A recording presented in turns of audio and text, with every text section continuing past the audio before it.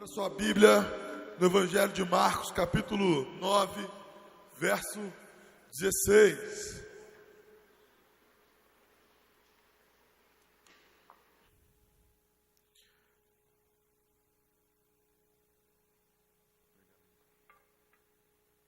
Marcos, capítulo 9, verso 16.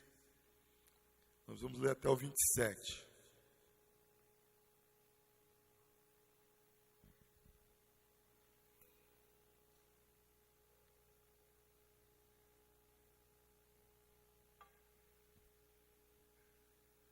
Marcos 9, 16. Você achou aí? Grita um glória a Deus.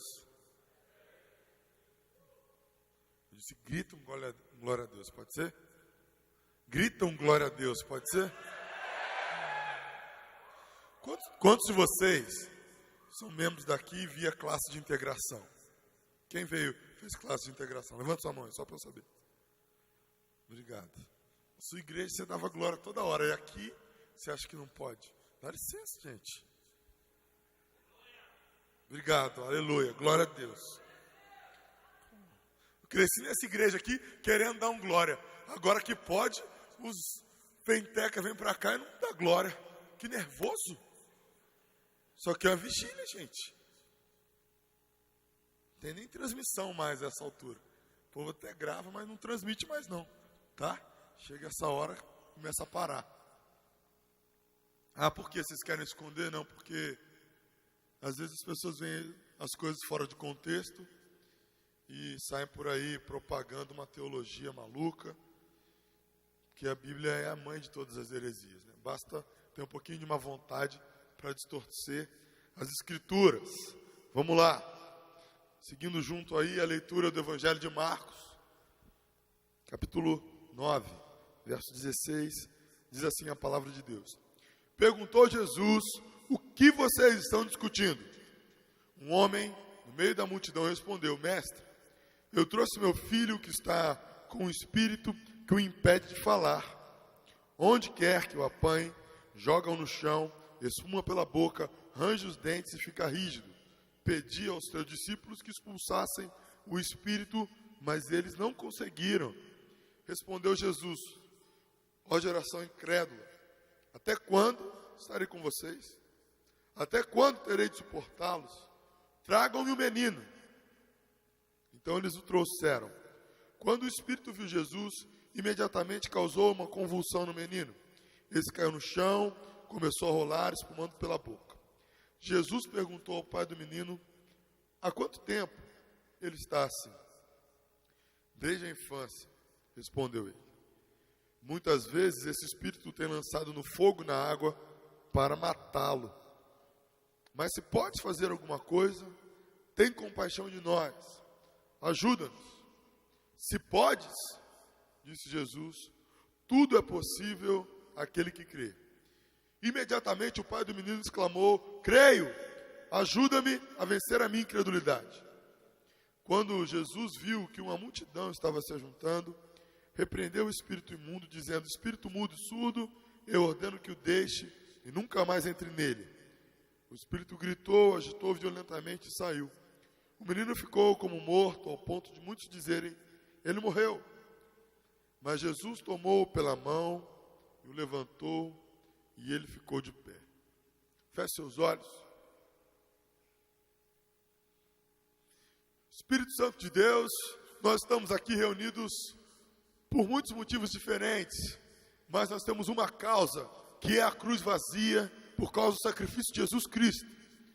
A nossa esperança é que o Senhor faça algo novo no nosso meio nessa noite, e que a Tua palavra produza em nós uma transformação eterna. Pai, no nome de Jesus, que a gente saia daqui realmente impactado com o Teu agir no nosso meio, crendo que o Senhor é a nossa cura completa, o Senhor é o nosso Jeová Rafá. Nós podemos experimentar a partir de Ti, Deus, uma cura física, espiritual e emocional. Saia daqui com a convicção de que o Senhor é o mesmo ontem, hoje e para sempre. Nós oramos no nome de Jesus. Amém. A palavra que eu quero que você reflita junto comigo nessa noite chama-se Viva a Cura Completa.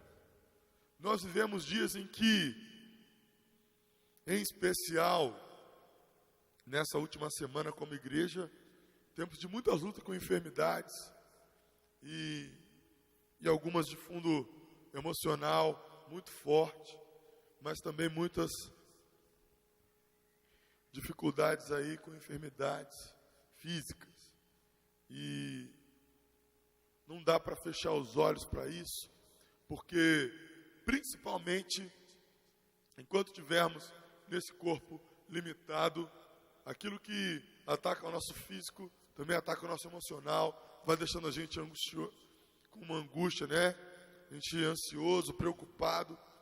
E eu não creio que Jesus tenha mudado nada. E que nós não nos reunimos aqui para simplesmente fazer festinha. Então, eu li esse texto com você para te ajudar a encher o coração de esperança e perceber que Deus tem cura completa para a sua vida. Amém? Para a sua casa, para a sua família, quem quer que seja, qualquer que seja a situação, Jesus tem a cura que todos nós precisamos. E eu queria repartir com você 3 princípios básicos aí para que você consiga experimentar essa cura completa, viver isso de verdade. Eu não consigo viver ou acreditar num cristianismo que é simplesmente teórico. Então, nesse episódio especial, a gente vê uma criança que tem uma enfermidade física, que é a surdez e a mudez também, porque uma como consequência da outra. E é sabido que isso tem um fundo espiritual. Então você já aprende aí que sim, é possível que algumas das doenças que sofremos no corpo tenham uma perspectiva espiritual. Então já para de religiosidade, já abraça essa verdade bíblica. Eu estou dizendo que todas as enfermidades são espirituais? Não. Mas algumas sim. Você precisa encarar isso. Eu não entendo como tem gente que consegue acreditar e orar um monte de coisa, mas acha que a dor de cabeça só se cura com paracetamol e companhia. Sabe, eu preciso que você vá um pouquinho mais longe na fé. Tá? Então assim, mas mais do que isso, eu quero que você entenda que para Jesus dá no mesmo. O principal dessa mensagem é que você saia daqui certo de que para Jesus Cristo o resfriado, a depressão, a AIDS e o câncer dá no mesmo. Até a morte dá no mesmo. Nós acabamos de cantar aqui, ó morte, onde estás? Cadê a morte? E por que é que você, por vezes, deixa a morte vencer a sua fé? Sobretudo no que diz respeito a acreditar que Jesus ainda pode curar essas doenças todas que eu listei aqui. Mas também as suas doenças espirituais. A sua vontade de voltar toda hora a viver aprisionado pelo pecado. Jesus é capaz de vencer e te curar completamente. Essa vigília, ela começa num horário depois de celebrando a recuperação. Talvez você tenha uma luta específica há muito tempo. Jesus Cristo é que vai transformar a sua vergonha no seu troféu.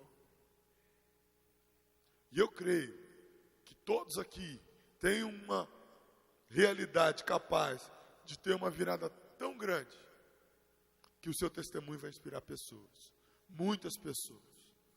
Eu não sei se você tem um histórico de muitas confusões e agora vai ser uma pessoa de paz.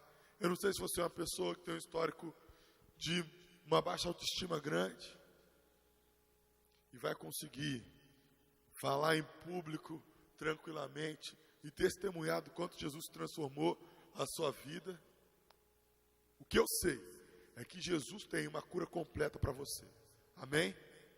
Amém? Para experimentar, primeira coisa, seja persistente. Seja persistente. Insista, vai até o final. Tinha uma multidão. E aí, no meio da multidão, aquele cara, aquele pai, é que estava ali. É com ele, ou é por conta da enfermidade do filho dele. É a inquietação, é a persistência daquele homem que chama a atenção dos discípulos de Jesus primeiramente e depois o próprio Cristo. Os versos 21 e 22 dizem o seguinte: Jesus perguntou ao pai do menino: há quanto tempo ele está assim? Desde a infância, respondeu ele. Muitas vezes o Espírito tem lançado no fogo e na água para matá-lo.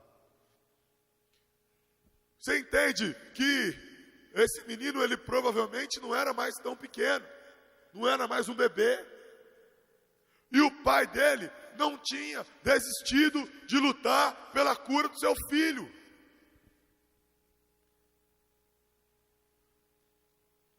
E aí, assim, diante de muitos diagnósticos, talvez, ele foi obrigado a ir além. E aí, a partir de agora, ele tinha uma certeza que era algo de fundo espiritual.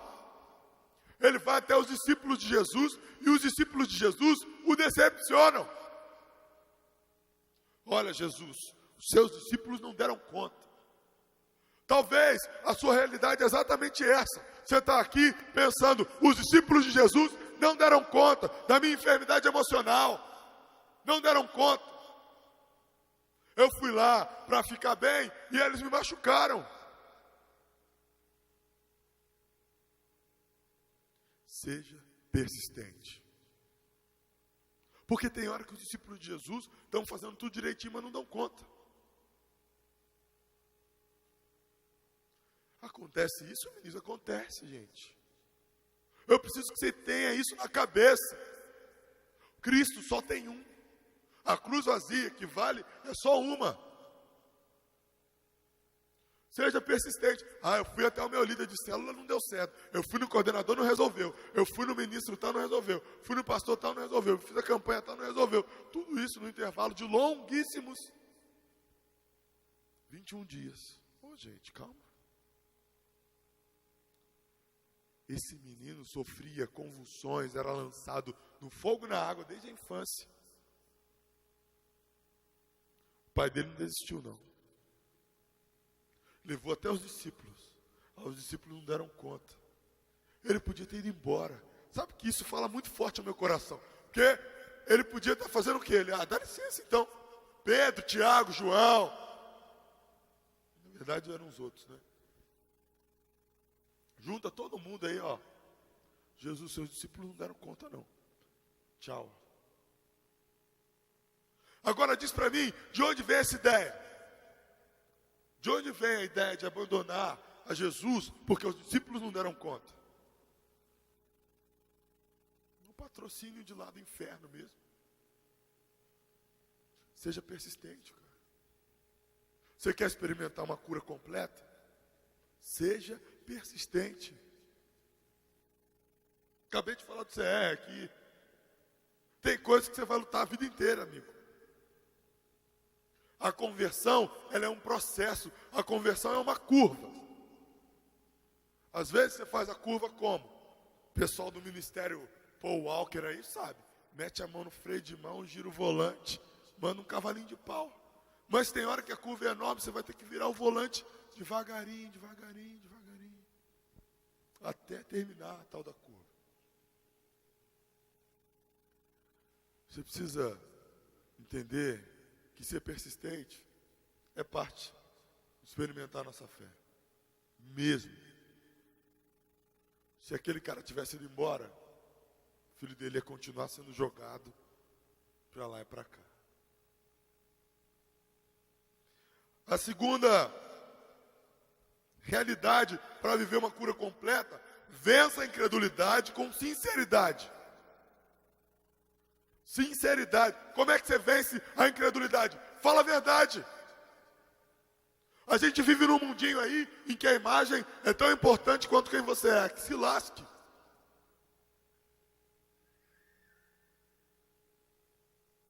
Esse povo que vive de capa não tem condições, gente. Eu não estou dizendo que você tem que sair por aí tendo um filme queimado, uma reputação ruim. Mas não, cuida do seu caráter aí. Deixa a sua reputação nas mãos de Deus. Olha só o que esse cara vai fazer. Ele diz o seguinte, verso 24. Imediatamente o pai do menino respondeu: creio, ajuda-me a vencer a minha incredulidade. Como é que o cara fala assim, pensa no negócio dessa frase. Se o cara diz que crê, como é que ele precisa de ajuda para vencer a incredulidade? Sabe por quê? Porque ele está crendo da boca para fora. É isso que eu quero que você entenda. Quando Jesus diz, gente de pequena fé, até quando eu vou ficar no meio de vocês? Ele não está dizendo que as pessoas são falsas ou hipócritas, não. Só que elas não dão conta de acreditar. Incredulidade, se você não ataca de frente, não se resolve. Você passa a vida na igreja, vida inteira na igreja, orando, nada acontece, e você acha que a vida cristã é assim. É mentira. Quando você ora, tem que acontecer alguma coisa. O mundo está acabando lá fora. Você vai dobrar o seu joelho e vai orar. Ou o mundo vai parar de acabar, ou você vai estar tranquilo com o fim do mundo que Jesus está voltando. Tem que acontecer alguma coisa. Mas eu não consigo acreditar. Então fala.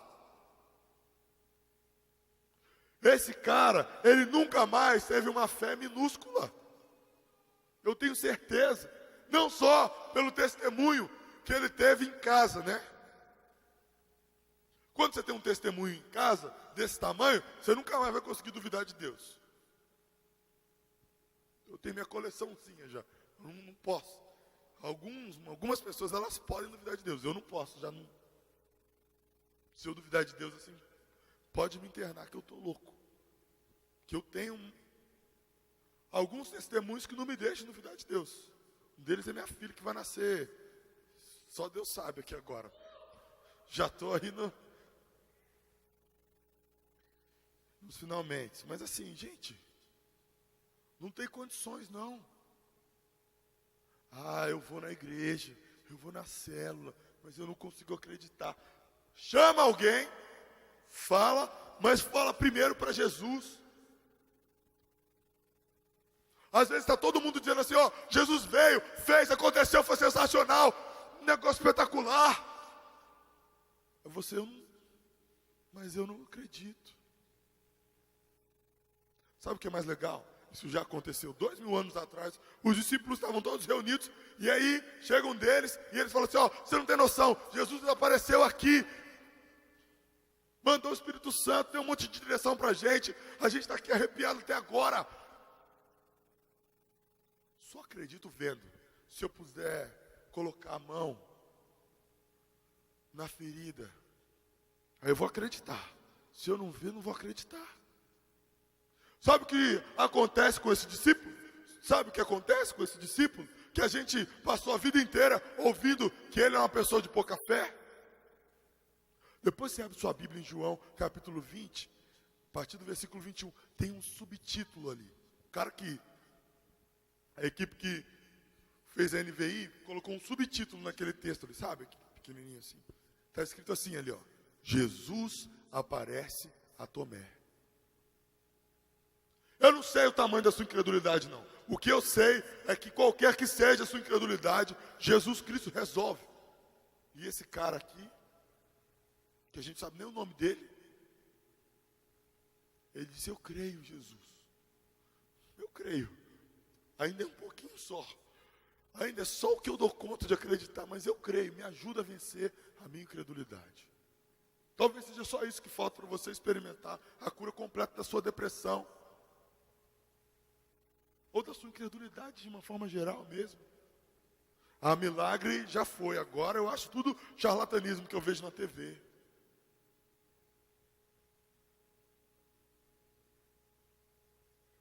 Vença a incredulidade com sinceridade. Fala a verdade. Começa falando para Jesus. Cara, quando eu descobri que eu podia orar e falar com Jesus com sinceridade, de verdade, que eu não estava conseguindo acreditar, minha fé foi para outro nível. Mas para outro nível mesmo. Foi no meio da minha adolescência já.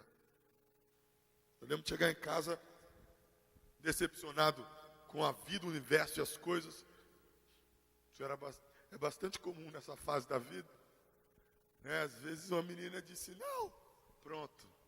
Você ficou burro, feio, incompetente, nada vai dar certo na sua vida, daqui a 20 anos você vai estar desempregado, que não conseguiu fazer uma faculdade, e tudo vai dar errado. Um simples não na escola. E aí um dia eu lembro de chegar e fazer uma oração assim, ó. Deus, não é possível. Esse negócio de fé tem que funcionar. Eu vou na igreja direto, todo mundo só zoa, e os caras que zoam estão se dando bem, e eu só me lasco aqui. Não é possível. E comecei a orar e falar, Senhor, eu não dou conta de acreditar. Então assim, numa boa, o tanto de Bíblia que eu já li, o tanto de coisa que eu já falei, que eu já orei, isso tem que funcionar, Jesus, não é possível. E fiz aquela oração, arrebentando minha vida, falando, não tem como. Ou eu vou para a igreja à toa, então se nada acontecer, Jesus, na moral, domingo eu não vou na igreja não. Já vou começar a brigar em casa aqui. Porque lá em casa era assim. Todo mundo é livre para fazer o que quiser. Mas quem não vai na igreja no domingo, escuta. Escuta um monte. Até hoje, se tiver uma visita na casa da minha mãe no domingo, e a pessoa fala, não vou na igreja. Oi? Minha mãe põe no carro atrás. Mas você imagina na minha adolescência, eu falei, eu vou brigar com os meus pais mesmo, eu não quero saber. Falei, Jesus, não é possível. Você não fala que existe e que é para acontecer alguma coisa, então faz alguma coisa. E eu fiz aquela oração, comecei a chorar, porque o anjo não apareceu, não tocou o rádio, não ligou do nada. Talvez você seja de uma época como eu. Na minha época de adolescente, todo mundo tinha um testemunho desse. Eu estava quieto, de repente o rádio ligou, tocou aquela música. Eu falo, mano, que raiva, meu rádio nunca ligou sozinho. Eu oro, meu rádio nunca liga sozinho. Nada aconteceu. E eu comecei a chorar. E aí eu falei, Deus, não é possível, não vai acontecer nada mesmo. Nada, não é possível. E aí... também não ouvi uma voz sensacional, não. Mas eu lembrei que o Senhor é meu pastor e eu não ia sentir falta de nada. Eu fiquei mais com raiva ainda, que falei, não é possível que eu vou lembrar desse versículo agora. Mas tem tanta Bíblia que eu já li, e eu lia mesmo. Tinha um monte de versículo de cor, tanta teologia profunda. E vem o Salmo 23, 1 ainda. O Senhor é meu pastor, eu não vou ter falta de nada. E aquilo começou a ganhar força na minha cabeça. Cara, eu lembro de sair dali com a convicção de que nunca nada ia faltar na minha vida. Mas assim, absurdo. Do tipo assim, meu irmão pedindo coisa emprestada. Sabe o texto assim, ó, se alguém te pedir uma túnica dentro da minha capa, eu estava assim com meu irmão. Falou, meu irmão, o Guga me pediu um negócio, toma 2, toma 3.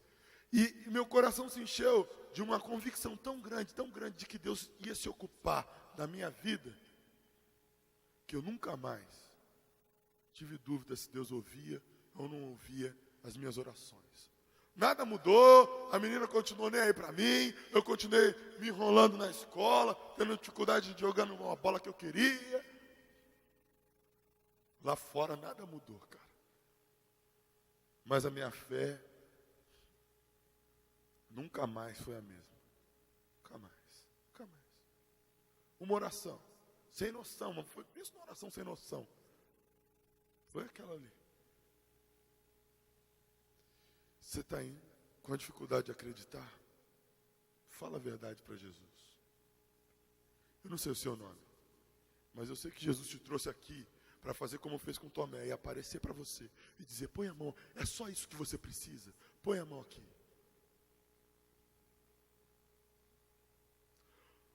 Homem de pequena fé, bem-aventurados que não viram e creram.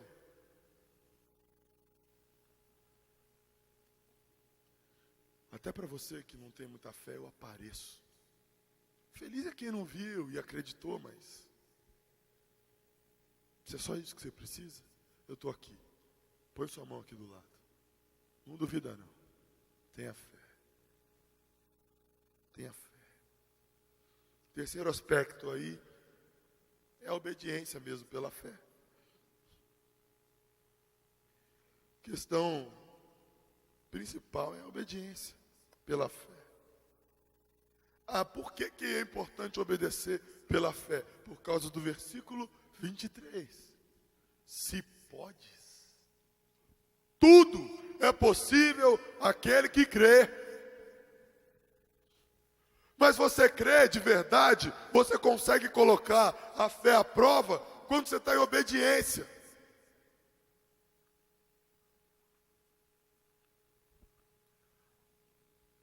Por que você acha que do barquinho Pedro grita assim: Senhor, se és tu, manda que eu vá a teu encontro? Sabe por quê? Porque nele mesmo, discípulo Pedro, ele não tinha a menor condição de acreditar. Mas quando Jesus declara uma palavra, o discípulo caminha em qualquer terreno. Qualquer terreno. É água, é ar, não interessa. Jesus, se é o Senhor, fala para eu ir até o encontro. Vem. Bastou. Um comando simples de Deus é o suficiente para um discípulo atravessar uma tempestade sobre as águas. É isso que eu quero que você entenda, filho. Para você conseguir ter fé, é preciso obedecer mesmo. A sua fé só vai ser posta à prova em situações extremas debaixo de obediência.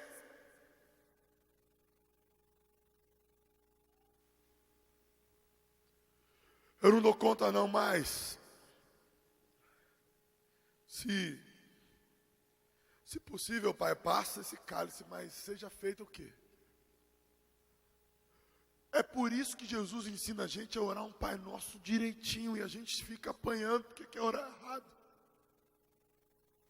É qual a vontade que é para acontecer? É de Deus.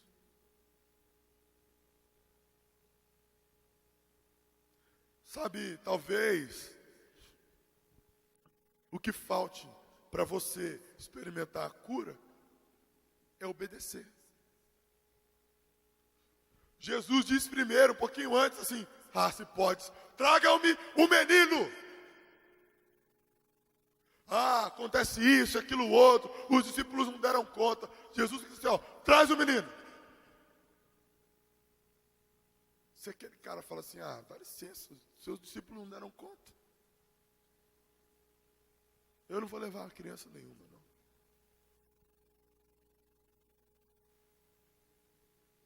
Aquele cara obedeceu porque ele acreditava que ia acontecer alguma coisa. Eu preciso que você obedeça a Deus, crendo que Deus vai fazer alguma coisa. Aliás, é isso que tem que significar esse juntamento aqui. Sabe, a gente vem para cá na vigília e tal, vai orar, vai receber uma palavra, mas assim, o que vai acontecer lá? Eu não sei, eu só sei que o Espírito Santo vai fazer alguma coisa. E aí você vem para cá. Você vai ter cura física, o menino era surdo, era mudo. Você vai ter a cura emocional. Aquele cara, ele já estava no limite. Até os discípulos não deram conta, Jesus. O ministro não conseguiu orar, não.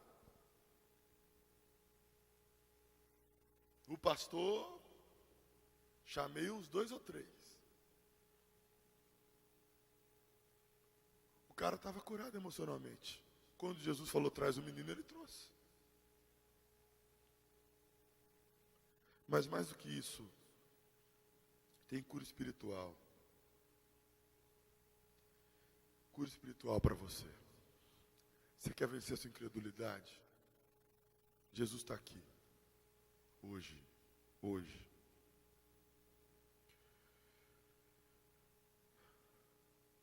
Creio. Ajuda-me a vencer a minha incredulidade.